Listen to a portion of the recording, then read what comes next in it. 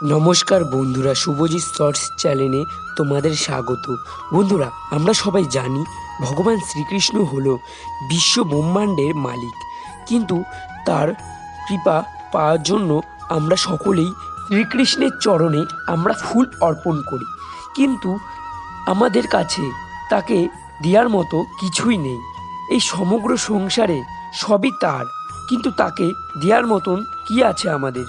তাকে দেওয়ার মতন আমাদের ভক্তি ছাড়া কিছুই নেই, যা ভগবান শ্রীকৃষ্ণ চরণে অর্পণ করলে তিনি অত্যন্ত সন্তুষ্ট হয়।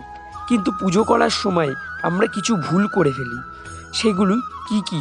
সেই ভুল, তিনটি ভুলের কথাই বলবো, আর ভিডিওটি পুরো দেখার জন্য অনুরোধ রইল। মধ্যে প্রথম ভুলটি হলো, আমরা যখন পুজো করি, পুজোর সময় ঘরে প্রবেশ করি, তখন পুজো ঘরের প্রবেশ করার দরজা বন্ধ করে দিই।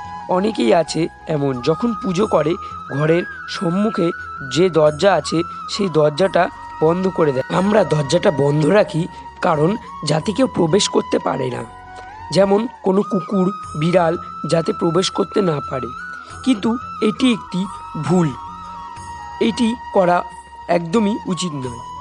হ্যাঁ, যখন আপনি ভগবানকে ভোগ দেবেন তখন ভগবানকে আমন্ত্রণ জানিয়ে দরজা বন্ধ করতে পারেন, কিন্তু আমরা পুজো দিই তখন প্রথম মুহূর্তেই দরজা বন্ধ করি। এটা করা উচিত না। আমরা যখন ফুল অর্পণ করি, ধূপ দিই, প্রদীপ জ্বালাই, তখন আমরা ভগবানকে আমন্ত্রণ জানাই। সেই মুহূর্তে যদি দরজা বন্ধ থাকে তাহলে ভগবান কিভাবে প্রবেশ করবে? তাহলে প্রথমেই আমাদের ঠাকুরের ঘরে দরজা খুলে রাখতে হবে।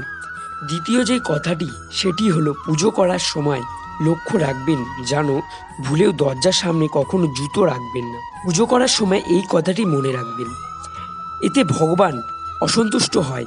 ভগবান শ্রীকৃষ্ণ কৃপা যদি লাভ করতে চান তাহলে সবসময় মাথায় রাখতে হবে কিছু কিছু ভুল আমরা করেই ফেলি, আর ভগবান শ্রীকৃষ্ণের কৃপা থেকে আমরা বঞ্চিত হই। তাই এই কটি কথা সবসময় মনে রাখা দরকার। প্রথমটি হলো, কখনো পুজো দেওয়ার সময় সেই ঘরের দরজা কখনো বন্ধ করা যাবে না। আর দ্বিতীয়টি হলো, পুজো দেওয়ার সময় ঘরের দরজার সামনে কখনো জুতো রাখলে চলবে না।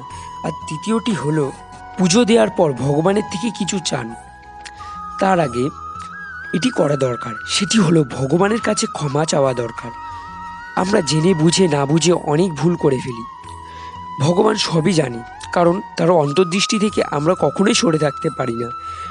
তার কোনো পুজো পাঠ করলে, কোনো কাজ করবেন, প্রথমে ভগবানের থেকে ক্ষমা চেয়ে নেবেন।